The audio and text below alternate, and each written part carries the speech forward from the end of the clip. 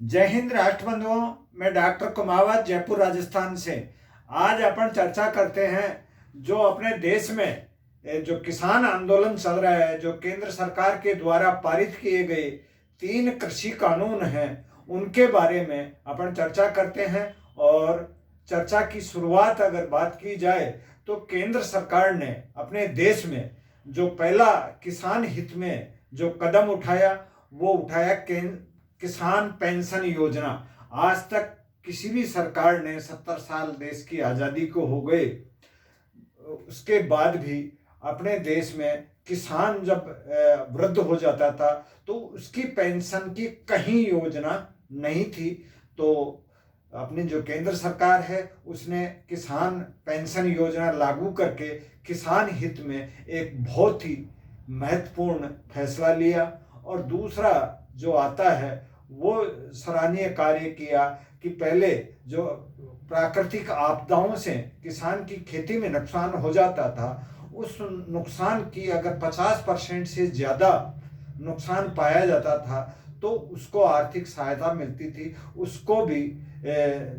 अपनी जो केंद्र सरकार है उसने 33% का भी अगर नुकसान किसान की फसल को होता है तो उसमें भी किसान को आर्थिक मदद देने का प्रावधान किया गया। अब बात आती है कि जो अब किसान में एमएसपी की जब बात आती है तो एमएसपी एक तरह से समर्पित जो मूल्य है, जो किसान को अपनी फसल का समर्थित मूल्य केंद्र सरकार या राज्य सरकार निर्धारित करके दिया जाता था, वो आज पूर्णतया किसानों के सीधे अकाउंट में आना शुरू हो गया है। तो वो जो इसके बीच में जो माध्यम थे, लोग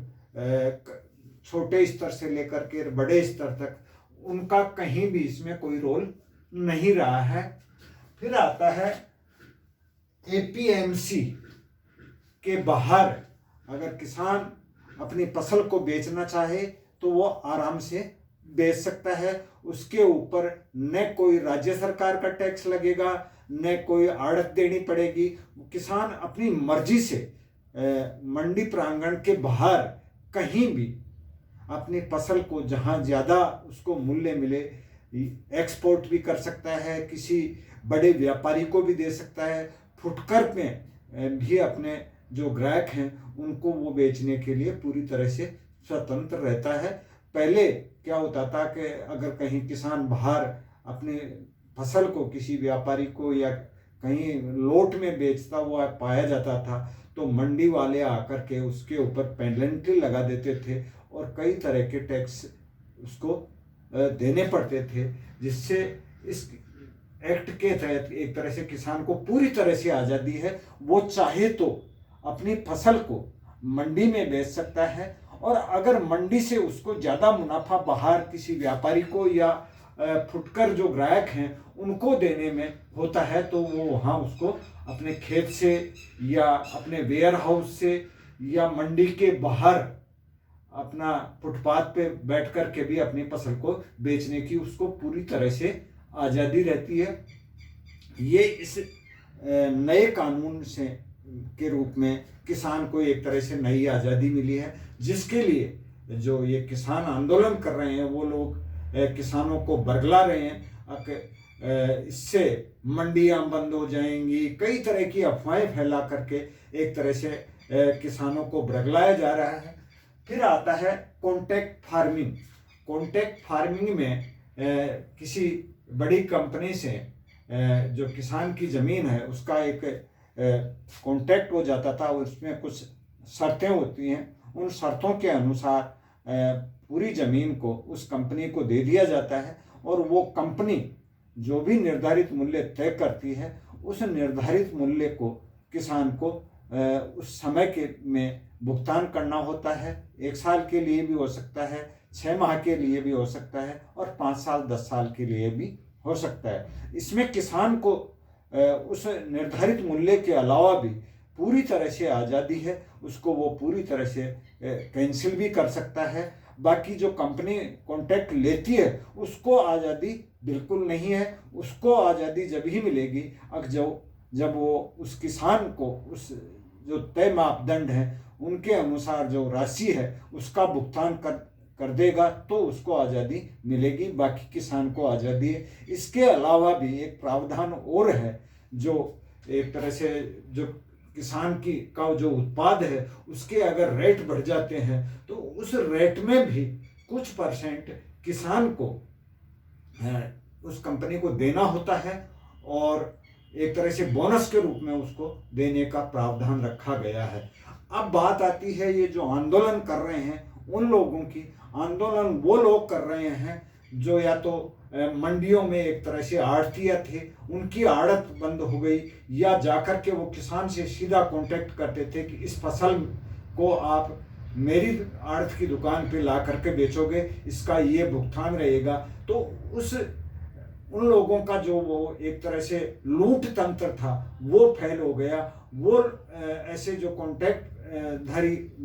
आड़तिए थे उनकी जो दुकानें बंद होने का जो खतरा मंडराया, तो उन्होंने एक संगठन तैयार करके, और जो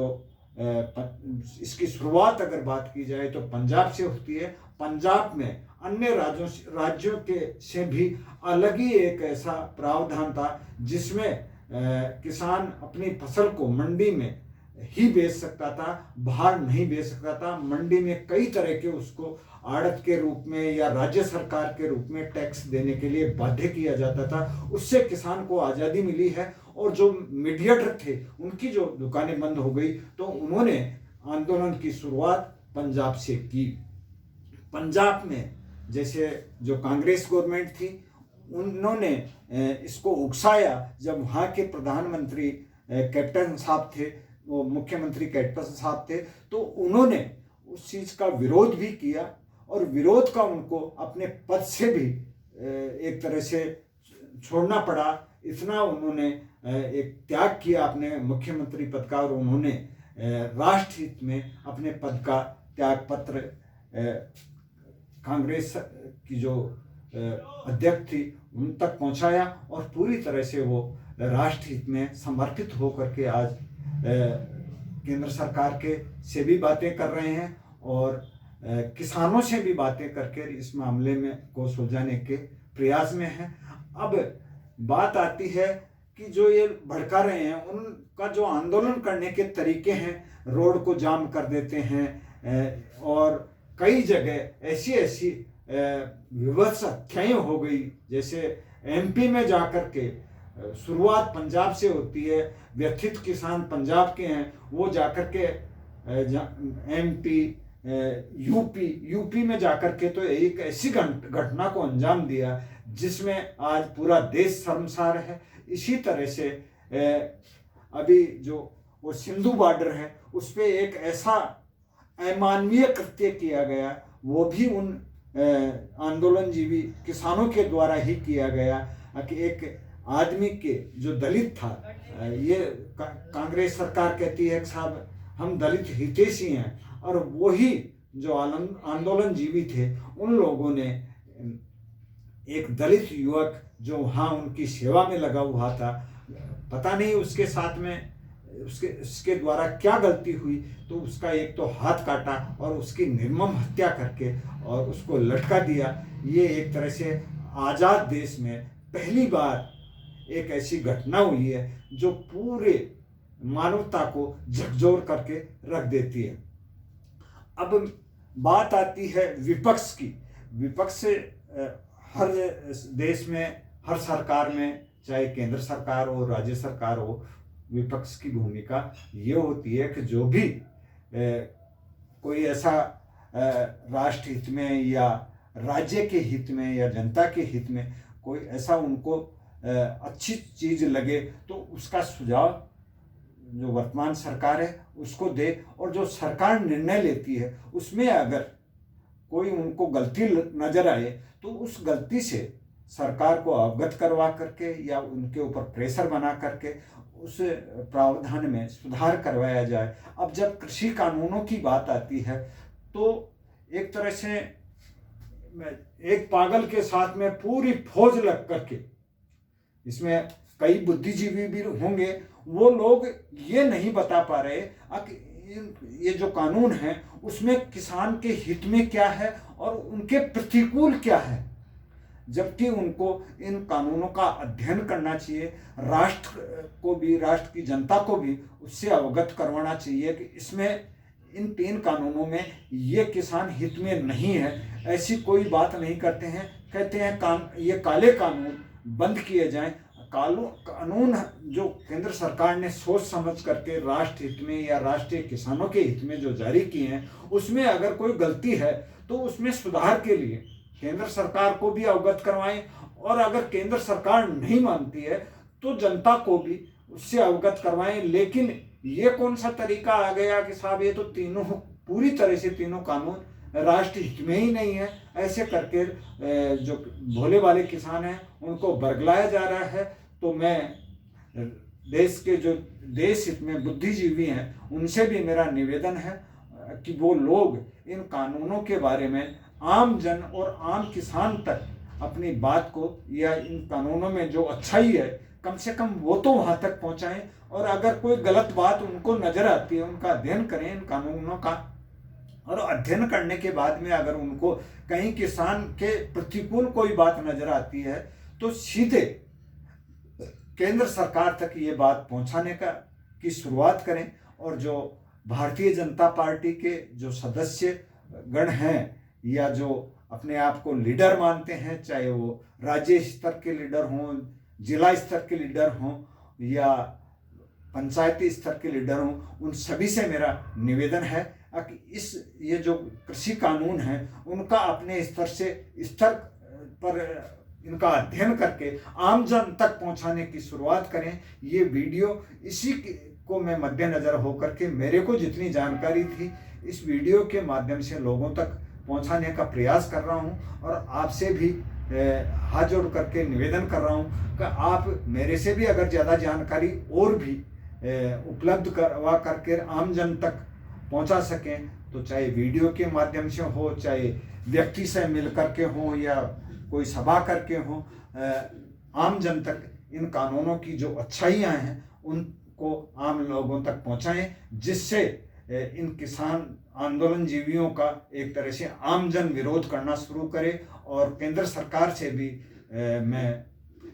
इस वीडियो के माध्यम से निवेदन करता हूं कि बहुत दिन हो गए, करीब साल भर का समय गुजर गया और ऐसी परिस्थितियां आ गई, इससे भी भयंकर परिस्थितियां आ सकती हैं अगर उनका सख्ती से दमन नहीं किया गया। तो हो सकता है ये लोग एक तरह से पूरी तरह से नरसंहार पे उतर आए, जो राष्ट्र के लिए एक खतरा हो सकता है। तो इसके ऊपर भी केंद्र सरकार के माननीय गृह मंत्री अमित शाह जी इस पे विचार करें और इनके ऊपर एक तरह से दमनकारी रवैया भी अपनाएं। बिना शक्ति के भक्ति नहीं होती है। जय हिंद, जय राष्ट्र बंधु।